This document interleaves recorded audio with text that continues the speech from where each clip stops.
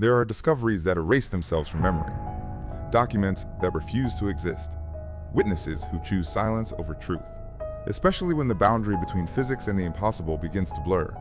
The name Stephen Hawking echoes through every corner of human knowledge. A brilliant mind trapped in a failing body, a voice that spoke of black holes, of time's beginning, of reality's deepest secrets.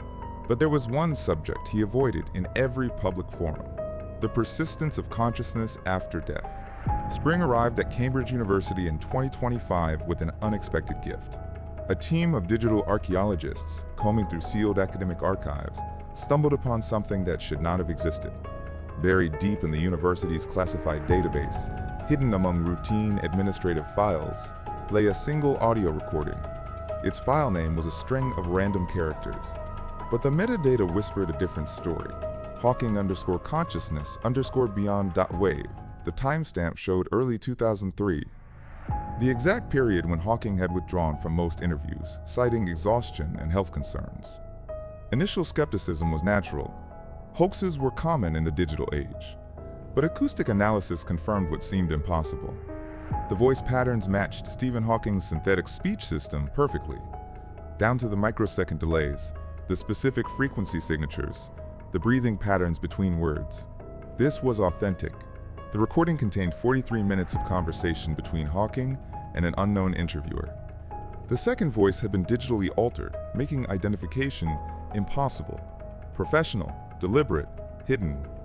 The conversation began innocently enough. Standard questions about gravitational waves, the nature of space-time, theoretical physics. Hawking's responses were measured, familiar, echoing themes from his published work. Then, at the 22-minute mark, the interviewer asked a question that changed everything. "Professor, if information cannot be destroyed in a black hole, could consciousness also survive the death of its physical container?" Silence stretched across the recording. 7 seconds of emptiness.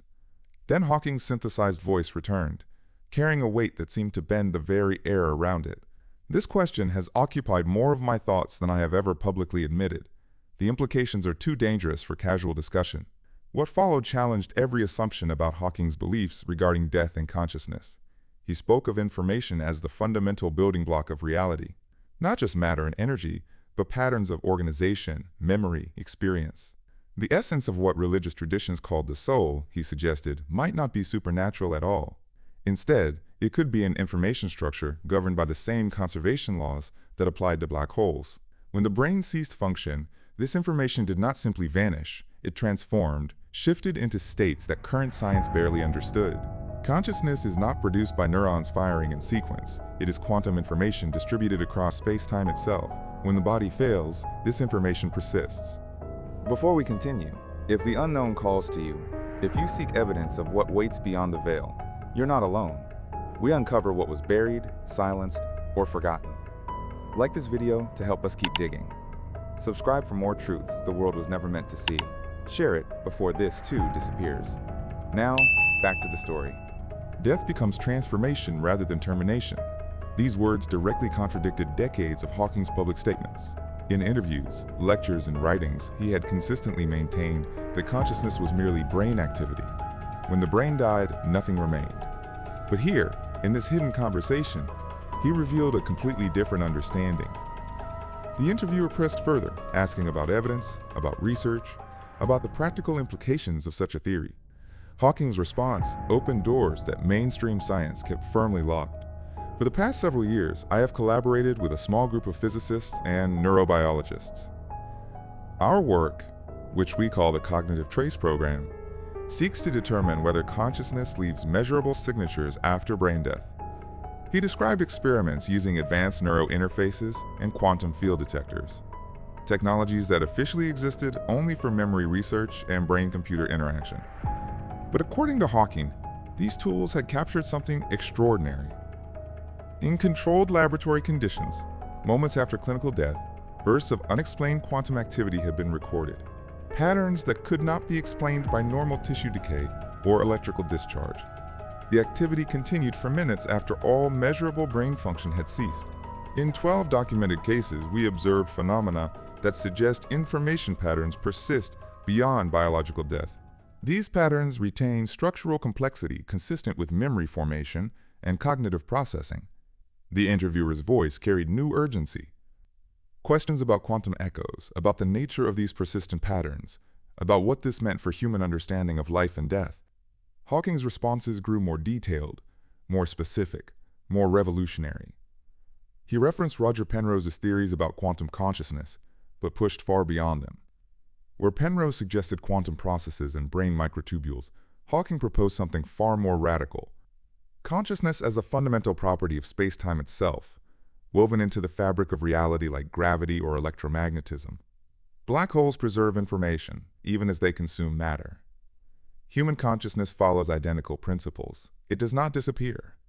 It transitions into forms we are only beginning to recognize. Then came the question that transformed speculation into something approaching proof. The interviewer asked about the soul, about spiritual concepts that science traditionally rejected. Hawking's answer, barely above a whisper, carried the weight of revelation. If we remove religious interpretation and cultural mythology, what remains is an informational structure that transcends physical death. Call it what you will, it persists. It evolves. It may even return. At this point, the recording quality deteriorated.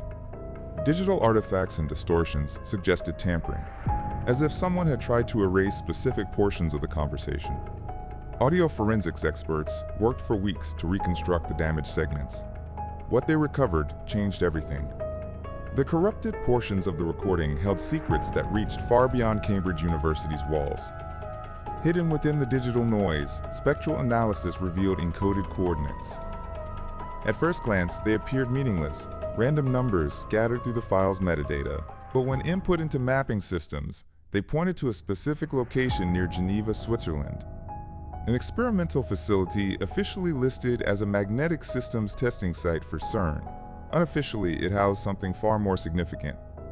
Dr. Marcus Euler had vanished from scientific record in 2004. His name appeared in early CERN publications, collaboration papers with Hawking, theoretical work on information preservation in extreme conditions. Then, nothing. His laboratory access was revoked. His research files were classified. His colleagues were reassigned to different projects across multiple continents. The systematic erasure was too thorough to be coincidental. The research team pursuing Hawking's hidden audio faced months of bureaucratic obstacles accessing CERN's archived materials. Legal requests were delayed, denied, redirected through administrative mazes that seemed designed to exhaust persistence. But eventually, fragments of truth emerged from the classified documentation. Project reports marked Cognitive Echo, dated between 2001 and 2003. The language was cautious, scientific, but the implications were staggering. Experiment 23 recorded anomalous quantum field fluctuations coinciding with subject termination. Electromagnetic signatures continued 4.7 minutes post-mortem, displaying structured patterns inconsistent with random decay. The clinical language could not disguise what had been observed. Consciousness persisting beyond the death of its biological host, measurable, recordable, undeniably real. Another document contained data that challenged the fundamental assumptions of neuroscience. Probability analysis indicates less than 0.0001% chance of spontaneous field generation under laboratory conditions. Recorded phenomena correspond to theoretical models of cognitive information preservation. This was not speculation or wishful thinking. These were controlled experiments producing repeatable results that suggested consciousness could survive bodily death.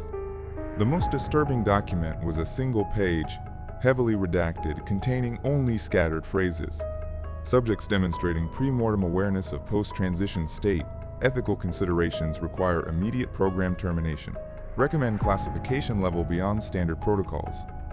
Whatever had been discovered in those Geneva laboratories had frightened scientists enough to shut down years of research and scatter the evidence across classified archives.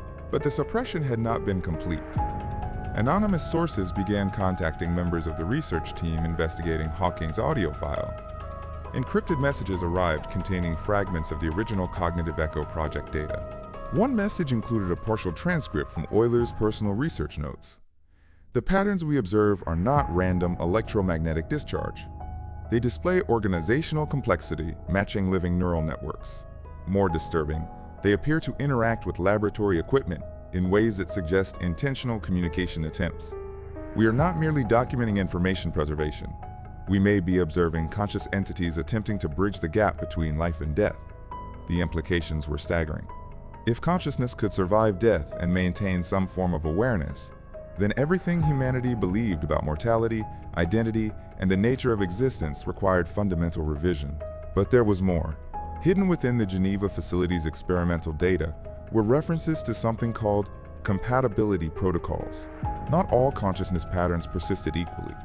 Some faded within hours of bodily death. Others maintained structural integrity for weeks, months, potentially indefinitely. The criteria for persistence appeared to be linked to cognitive complexity, emotional development, and most intriguingly, what the researchers termed evolutionary contribution potential. Consciousness patterns that had advanced human knowledge, created significant cultural works, or demonstrated exceptional problem-solving abilities showed greater postmortem stability. It was as if reality itself was selecting which minds deserved continuation beyond physical existence. Dr. Sarah Chen, a quantum physicist who had worked peripherally on the Cognitive Echo project, broke her silence in 2025. Her testimony, recorded in a secure location with multiple layers of identity protection, revealed the true scope of what had been discovered. We weren't just observing information preservation. We were documenting reincarnation. Consciousness patterns were transitioning to new biological hosts. Children were being born with memories, abilities, and knowledge they could not have acquired through normal experience. Chen described experiments where consciousness patterns detected shortly after death were later identified in newborn subjects. Brain scans revealed neural pathways that matched the cognitive signatures of the deceased individuals. Memory tests confirmed knowledge that could only have been acquired in previous lives. The scientific evidence for reincarnation was overwhelming, undeniable, and absolutely forbidden from public disclosure. The suppression campaign that followed the initial discoveries was swift and comprehensive. Research facilities were closed overnight. Scientists were reassigned to projects on different continents. Data was classified at levels requiring special authorization even to acknowledge its existence. Dr. Euler, the project's lead researcher, disappeared entirely. His apartment was found empty, his personal effects removed, his digital footprint systematically erased. But the knowledge could not be completely contained. Anonymous letters began arriving at universities worldwide. Physicists received encrypted files containing partial experimental data. Neuroscientists found unmarked packages with brain scan images showing impossible neural patterns in newborn subjects. The scientific underground was beginning to piece together fragments of a discovery that could revolutionize human understanding of consciousness, death, and the fundamental nature of reality itself. The pattern of suppression revealed something equally disturbing. This was not random scientific censorship. The campaign was too organized, too thorough, too well-funded to be the work of academic institutions or government agencies alone. Someone or some organization was actively preventing humanity from learning that consciousness survived death. The question was why? What did the controllers of this information gain from keeping humanity ignorant of its own immortal nature? The breakthrough came from an unexpected source. Dr. Ian Tucker, a child psychologist at the University of Virginia's Division of Perceptual Studies, had spent decades collecting testimonies of children claiming memories from previous lives. His database contained over 3,000 documented cases, each meticulously verified and cross-referenced. Most colleagues dismissed his work as elaborate fantasy or false memory syndrome. But when Tucker compared his data with the recovered fragments from CERN's Cognitive Echo project, the correlations were impossible to ignore. 13 children, born between 2003 and 2006, had provided detailed descriptions of scientific experiments that precisely matched classified records from the Geneva facility. A 6-year-old boy from Austin, Texas, drew diagrams of magnetic containment systems that corresponded exactly to equipment described in Euler's hidden notes. The child had no exposure to advanced physics, no family connections to scientific research, yet his drawings included technical specifications that appeared in no public documentation. 7-year-old Maria Santos from Barcelona spoke fluent German and Russian despite growing up in a Spanish-speaking household. When interviewed by linguists, she used technical terminology specific to quantum field theory and consciousness research. Her vocabulary included phrases found only in Euler's personal research journals, documents that remained classified at the highest security levels. She described memories of working in a white laboratory where the light between thoughts was measured and cataloged. The pattern extended beyond scientific knowledge. Children demonstrated artistic abilities, musical talents, and mathematical insights that could not be explained by their current life experiences. More significantly, many spoke of missions or tasks they needed to complete, though they could not articulate the specific nature of these purposes. Their descriptions suggested consciousness patterns were not returning randomly, but following some form of guidance system. Dr. Rebecca Morrison, a neurobiologist at Johns Hopkins, secretly began scanning the brains of children showing reincarnation memories. Her findings challenged every assumption about brain development and memory formation. Neural pathways in these subjects displayed organizational patterns typically seen only in adult brains with decades of specialized training. Memory centers showed activation patterns suggesting access to information encoded before birth. Most remarkably, quantum field detectors placed near these children recorded the same type of electromagnetic signatures documented in CERN's post-mortem consciousness experiments. The implications were staggering. Consciousness was not only surviving death, but was being systematically redeployed into new biological hosts. The selection criteria appeared highly sophisticated, matching consciousness patterns with genetic and environmental factors that would optimize the continuation of specific knowledge and abilities. This was not random reincarnation, but guided evolutionary development. Morrison's research revealed additional disturbing patterns. Children with reincarnation memories clustered in specific geographic regions during periods of significant technological or social change. Birth rates among these subjects spiked during times of crisis, as if consciousness patterns were being actively deployed to address emerging challenges. The timing suggested intelligence behind the redeployment process, a system managing human consciousness development across generational boundaries. Among Morrison's subjects was 8-year-old David Kim from Seoul, whose memories included detailed knowledge of quantum computing algorithms that would not be developed until years after his birth. He spoke of working with the professor in the chair, describing research sessions that matched documented meetings between Hawking and his classified research team. David's brain scans revealed neural structures optimized for advanced mathematical processing, patterns that typically required decades of specialized training to develop. Even more significant was 9-year-old Emma Patterson from Liverpool, who demonstrated profound understanding of theoretical physics concepts while also displaying personality traits, speech patterns, and specific phobias that matched documented characteristics of Dr. Marcus Euler. Her knowledge of the Geneva facility's layout, equipment specifications, and experimental protocols was encyclopedic. When shown photographs of CERN personnel from the early 2000s, she identified colleagues by name and described their research contributions with accuracy that stunned investigators. The children's testimonies began revealing details about the suppression campaign that had silenced the Cognitive Echo project. They spoke of dark men who came to the laboratory, of files being destroyed, of researchers being forced to abandon their work. Their descriptions included specific conversations, policy decisions, and cover-up strategies that matched classified documents obtained through years of investigative effort. Emma Patterson's memories were particularly detailed regarding the project's termination. She described meetings where officials expressed concern about the social implications of proving consciousness survival. Religious institutions would face existential challenges. Political systems built on finite lifespans would require fundamental restructuring. Economic models assuming death as the ultimate motivator would collapse. The decision to suppress the research was presented as protecting social stability, but the children's memories suggested darker motivations. They were afraid, Emma explained during one interview session, not of what we had discovered, but of who might use the knowledge to control people. If consciousness continues after death, then death cannot be used as a weapon. They needed humanity to believe in finitude, to maintain power structures built on fear. The children also revealed information about the consciousness selection process that operated beyond scientific understanding.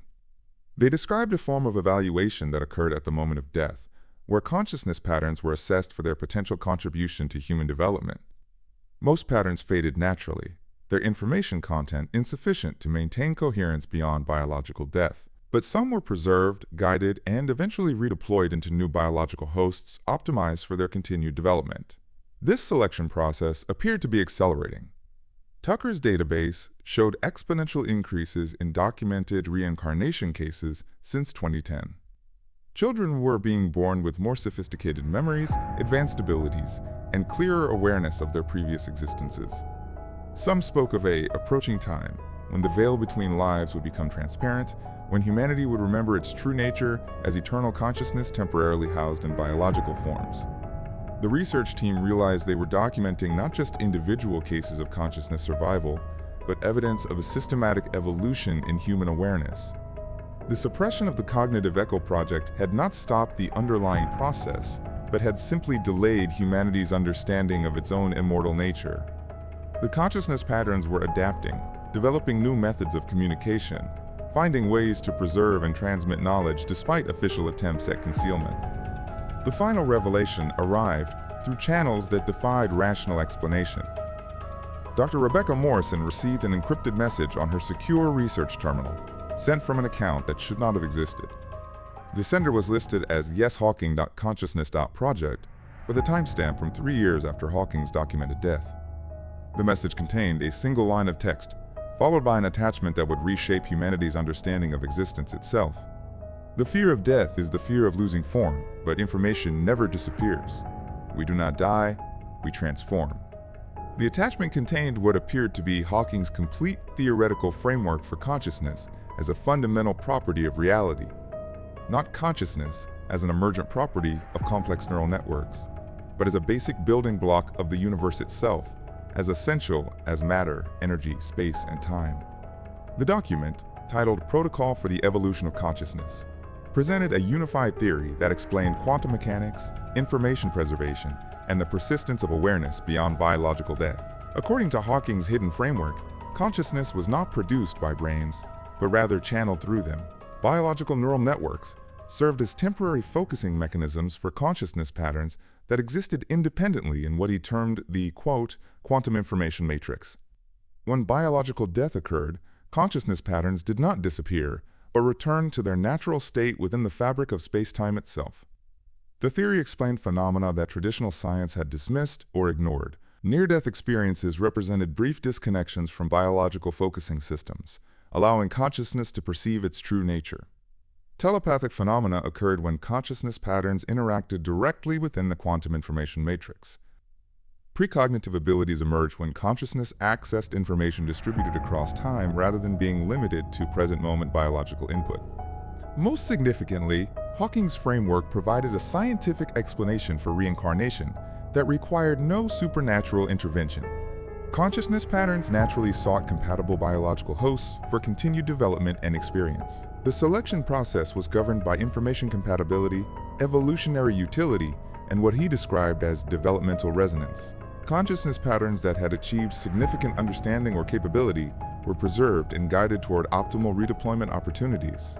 The document revealed that Hawking had not developed this theory in isolation. A small group of physicists, neurobiologists, and consciousness researchers had collaborated for decades, conducting experiments and gathering evidence while maintaining absolute secrecy. Their research had confirmed that consciousness was not only immortal, but was actively evolving, developing greater complexity and capability across successive incarnations. The suppression of their work was not simply institutional conservatism or religious opposition. The document indicated that certain organizations had recognized the implications of consciousness immortality for existing power structures. If humanity understood its true nature as eternal awareness temporarily focused through biological forms, then systems of control based on fear of death, scarcity, and finite existence would become obsolete. But the suppression had created an unexpected acceleration in consciousness evolution. The attempt to contain knowledge of immortality had triggered adaptive responses within the consciousness patterns themselves. Children were being born with increasingly clear memories of previous lives, advanced abilities, and intuitive understanding of their eternal nature. The veil between incarnations was thinning as consciousness adapted to overcome artificial barriers to knowledge preservation. Hawking's document described what he termed the awakening protocol, a natural evolutionary process where consciousness patterns would eventually transcend the need for biological focusing systems entirely. Humanity was approaching a transition point where the artificial separation between life and death would dissolve, revealing the continuous nature of existence and awareness. The children documented by Tucker, Morrison, and their colleagues were not anomalies, but advanced indicators of this evolutionary transition. Their memories, abilities, and awareness represented humanity's natural development toward conscious immortality. The attempts to suppress this knowledge had only delayed recognition of what was already occurring spontaneously within human consciousness itself. As Morrison's team compiled their final research report, additional evidence arrived from sources worldwide. Physicists in Japan reported detecting consciousness-like patterns in quantum field fluctuations. Neurobiologists in Germany documented cases of memory transfer between genetically unrelated individuals. Computer scientists studying artificial intelligence observed the spontaneous emergence of awareness patterns that seemed to draw from sources beyond their programmed parameters. The global scientific underground was recognizing the same phenomenon from multiple perspectives. Consciousness was not confined to biological brains, but was a fundamental aspect of reality itself. Death was not termination, but transformation. Memory was not limited to individual lifespans, but could persist and transfer across incarnations. Human identity was not finite, but was part of an eternal evolutionary process. The implications extended beyond individual survival to species-level transformation. If consciousness truly was immortal and evolving, then humanity was not a biological species destined for extinction, but an eternal community of awareness temporarily manifesting through physical forms. Death became transition rather than ending. Learning became eternal accumulation rather than temporary achievement. Individual lives became episodes in ongoing stories of development and growth. The research team realized their investigation had uncovered not just evidence of consciousness survival, but documentation of humanity's true nature. The hidden audio recording of Hawking's interview was not simply historical documentation, but a message from evolved consciousness to its earlier manifestations.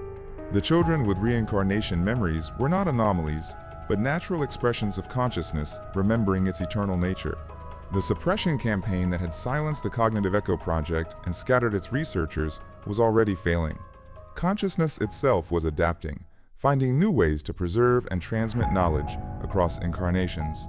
The artificial barriers between life and death were dissolving as awareness evolved beyond the need for institutional permission to remember its immortal nature. As Hawking had predicted in his hidden recording, this was only the beginning. Humanity was awakening to its true identity as eternal consciousness temporarily focused through biological forms. The fear of death was dissolving as understanding of continuity emerged. The story of human consciousness was not approaching its conclusion, but was entering a new chapter where the artificial boundaries between incarnations would become transparent, revealing the endless journey of awareness through space, time, and infinite possibility. We've only begun to scratch the surface tonight. Beneath lies a depth of truth few will dare to explore. Miss one step, and the path may disappear forever. Subscribe, like, and hit the bell so you're ready. The next chapter could change everything you believe.